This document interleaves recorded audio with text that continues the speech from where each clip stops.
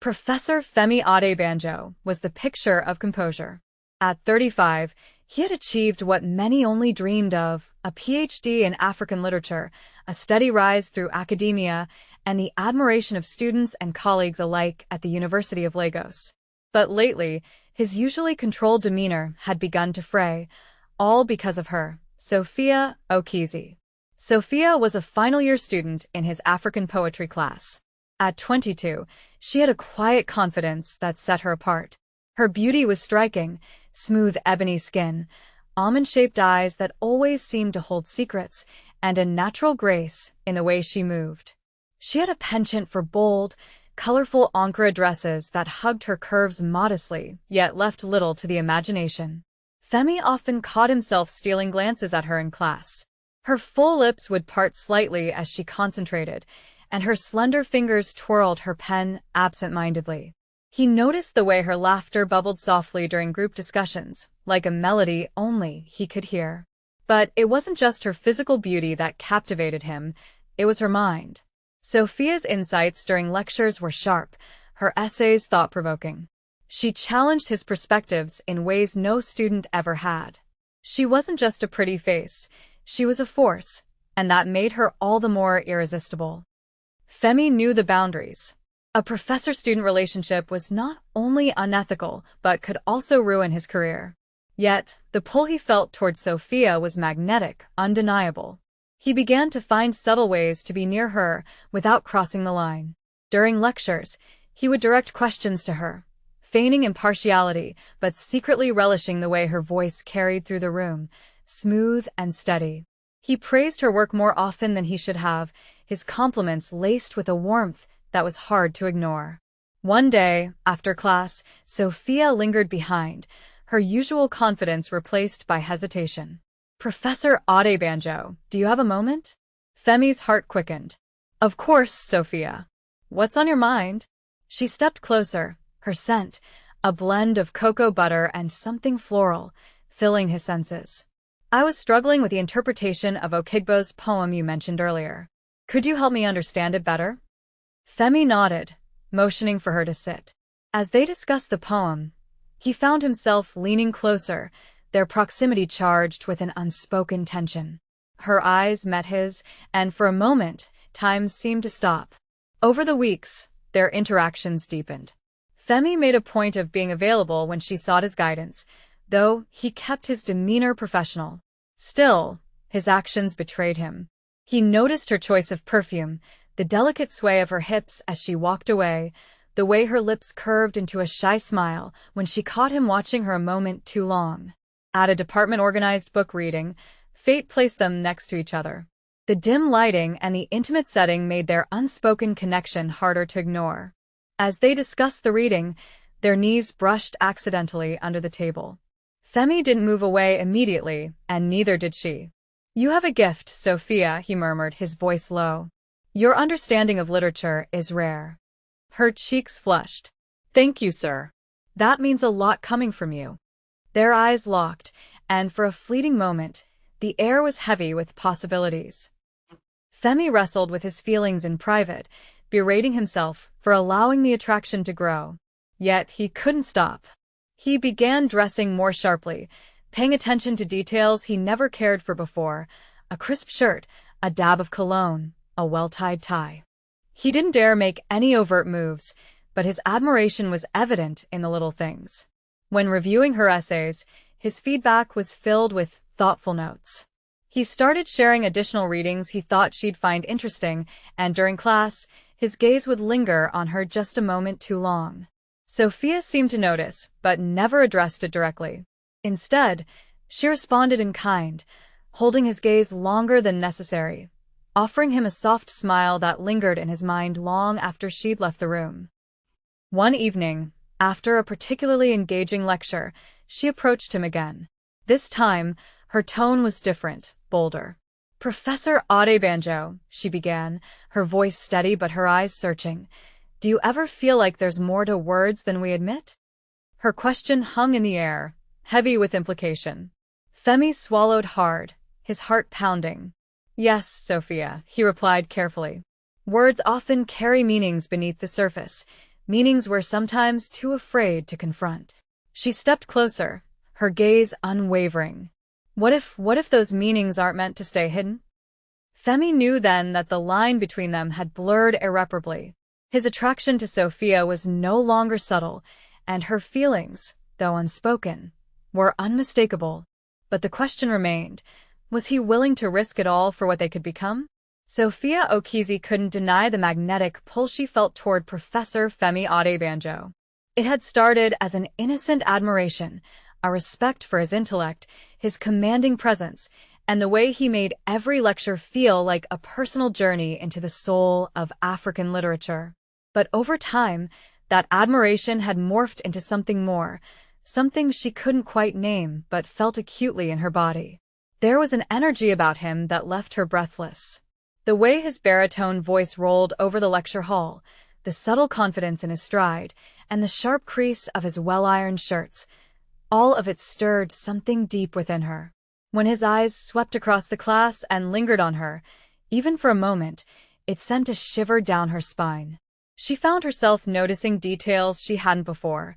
The way his fingers lightly gripped the edges of the podium, the faint scent of his cologne, a mix of sandalwood and musk, that lingered in the air when he walked past her desk, the curve of his lips when he smiled, reserved but warm. One afternoon, as she reviewed her notes from his lecture, her mind began to wander. She remembered how he had praised her essay on Okigbo the previous week, the way his eyes had softened as he read her words aloud to the class. "Sophia, your analysis is extraordinary," he had said, and in that moment, she felt seen, not just as a student, but as a woman. Sophia couldn't stop the warmth that spread through her chest, nor could she ignore the flutter of desire that settled in her belly. She began imagining his hands, strong and sure, guiding hers as they flipped through books in the library. She wondered how his lips might feel brushing against her skin, how his touch might ignite the fire simmering within her. Yet, her thoughts weren't without conflict. He was her professor, a man she looked up to. Would he see her as nothing more than a young girl with a foolish crush? But then again, there were moments, fleeting but real, when she thought she saw something in his eyes, something that mirrored her own feelings. Her suspicions were confirmed in the subtle ways he acted around her. There was the way his voice softened when he called her name during lectures, the lingering pauses when their hands brushed as he handed back her essays. The way he always seemed to make himself available for her questions, even when she knew he had other things to do. It wasn't overt, it never was, but it was there. And it thrilled her. When he praised her work, his words felt like more than just professional acknowledgement. "You have a rare gift," he'd said one afternoon, his gaze holding hers a second too long. The intensity in his eyes made her skin tingle. Did he know what he was doing to her? Sophia began to anticipate their interactions, dressing with a little more care on the days she had his class. She chose dresses that accentuated her curves without being too revealing, added a touch of gloss to her lips, and wore earrings that caught the light just right. When he spoke to her, she could feel the heat rising in her cheeks, her pulse quickening. She knew she shouldn't feel this way. It was wrong, inappropriate even, but she couldn't stop. She spent hours replaying their conversations in her mind, dissecting his every word and gesture. Was that extra smile a sign? Did the way his eyes lingered on her mean he felt the same pull she did? One evening, as she sat in her room, her thoughts spiraled. She remembered the way his eyes had darkened slightly when she leaned closer to point something out in her notebook during their last meeting. Her heart raced as she imagined him closing the distance, his hand brushing her cheek, his lips capturing hers. The thought made her thighs press together instinctively, a flush of heat spreading through her. She felt guilty for thinking of him this way. He was her professor, a man bound by rules and ethics. Yet, she couldn't deny the craving that grew stronger with every interaction. Sophia often wondered if he was as conflicted as she was. Did he lie awake at night thinking about her, the way she did about him? Did his gaze linger on her curves when he thought she wasn't looking? When she finally gathered the courage to confront her feelings, it wasn't a grand confession but a quiet question after class. "Professor Adebanjo," she said, her voice soft but steady. "Do you believe that some connections are inevitable?" The look he gave her then, a mix of restraint and longing, answered more than his words ever could. "Sometimes," he said, his voice barely above a whisper, "some connections defy logic." Sophia felt the tension between them snap taut, and in that moment, she knew they were standing on a precipice. What lay beyond was uncertain, but the pull was undeniable. The tension between them had been building for weeks, an unspoken storm of desire that neither Sophia nor Professor Femi could ignore any longer. It wasn't planned, not in the sense that either of them had consciously decided to cross the line that had kept them apart. But desire has a way of dissolving boundaries, leaving only the raw, unfiltered need to connect. It happened one late evening in his office. The campus was quiet, the usual bustle of students replaced by the distant hum of crickets outside the window. Sophia had come to discuss her final project, but as she stood in the dimly lit room, the air between them seemed heavier than ever. Her Ankara dress hugged her figure, the soft fabric draping over her curves in a way that drew his eyes despite his best efforts to look away. She noticed, of course, she always noticed. And tonight, emboldened by the simmering attraction she could no longer deny, she decided to close the space between them. "Professor Adebanjo," she began, her voice soft but steady, "I need to know something." Femi looked up from his desk, his pen frozen in midair. The way she said his name, slowly, deliberately, sent a shiver down his spine. "What is it, Sophia?" She hesitated for a moment, then stepped closer, her scent, sweet and intoxicating, filling the small room. "Do you feel it too? This thing between us?" His breath hitched, and for a moment, he said nothing, his dark eyes searching hers for an answer he already knew. Finally, he stood, the desk no longer a barrier between them. "Sophia," he said, his voice low and gravelly, "this is dangerous." "I know," she whispered, her gaze never leaving his. "But I can't stop thinking about you. And I think you feel the same." Before he could talk himself out of it, his hand reached up to cup her cheek, his thumb brushing her soft skin. Sophia's lip parted slightly, her breath warm against his palm. The kiss, when it came, was tentative at first, exploratory, almost hesitant. But it didn't take long for the floodgates to open. Their mouths moved together with a fervor that left no doubt about the depth of their longing. Femi's hands found her waist, pulling her closer until their bodies were pressed together. Sophia's fingers strangled in his shirt, her touch firm and demanding as she slid her hands up to his chest. She could feel his heartbeat, strong and steady beneath her palms, a stark contrast to the whirlwind inside her. As their kisses deepened, Femi guided her gently towards the small sofa in the corner of his office. The room was bathed in a warm golden glow from the desk lamp, the outside world forgotten as they gave in to the moment. Sophia's dress slipped from her shoulders with ease, pooling around her waist. Her skin glistened in the soft light, her curves inviting his touch. Femi's hands roamed her body, mapping every inch with a reverence that made her shiver. Her hands found their way to his tie, loosening it with practiced ease before unbuttoning his shirt. She marveled at the way his muscles tensed beneath her touch, his skin warm and smooth under her fingertips. Their breath mingled, heavy with anticipation as the last barrier between them fell away. Femi's lips traveled down her neck, planting kisses that left her trembling. Sophia arched into him, her body responding to every touch, every whisper of his name. When they finally came together, it was like poetry, a rhythm that spoke of unspoken emotions, a connection that went beyond the physical. Their movements were slow and deliberate at first, each touch and kiss an exploration.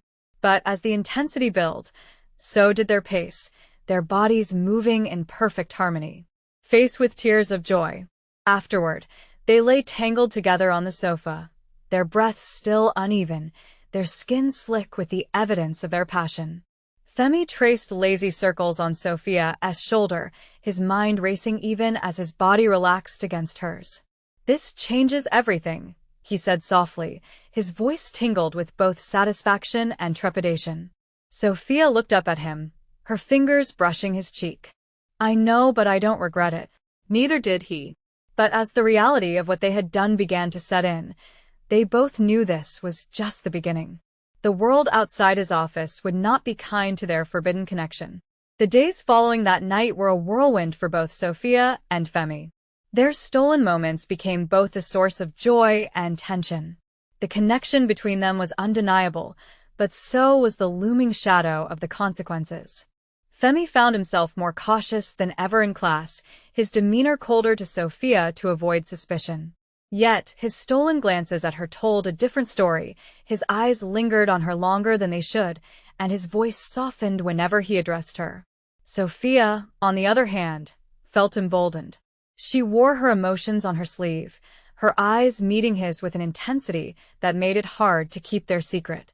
One evening, as Sophia walked toward his office for another late-night rendezvous, her phone buzzed. It was a message from an unknown number. "Meet me at the amphitheater at 8 p.m. There's something you need to know. A friend." Sophia frowned, her steps slowing. The tone of the message was cryptic, and the sender's identity unknown.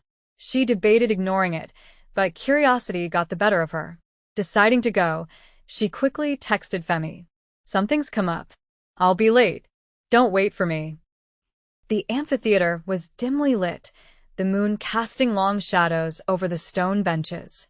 Sophia arrived just as the clock struck 8, her eyes scanning the area nervously. "Hello," she called out. A figure emerged from the shadows. To her shock, it was Nena, a fellow student and one of Sophia's closest friends. But the look on Nena's face wasn't friendly. "Sophia," Nena began, her voice sharp, "I thought I should warn you before things get out of hand." "What are you talking about?" Sophia asked, her chest tightening. Nena stepped closer, her expression unreadable. "You think no one has noticed? The way Professor Adebanjo looks at you? The way you stay after class? People are talking, Sophia. And not just students, faculty too." Sophia's heart raced. "It's not what you think." "It doesn't matter what I think," Nena interrupted. "What matters is that someone else has noticed, and they're not happy about it." Sophia's stomach dropped. "Who?" Nena hesitated, then said, "Dr. Bamadiel."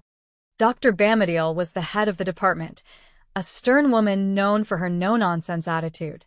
She had a reputation for rooting out scandals and holding faculty and students alike to the highest standards. "She's been asking questions," Nena continued. "She suspects something is going on between you and Professor Adebanjo. If she finds proof, Sophia, she'll destroy him. And you." Over the months, they maintained a professional distance, though their eyes often betrayed what words couldn't express.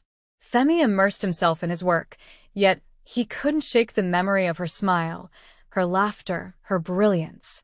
Years later, after Sophia graduated, life brought them back together at a literary conference in Lagos. She was no longer a student, but a celebrated writer, her debut novel making waves. When their eyes met across the room, it was as if no time had passed. This time, there were no rules, no barriers. Just two people, finally free to explore the love that had once been forbidden.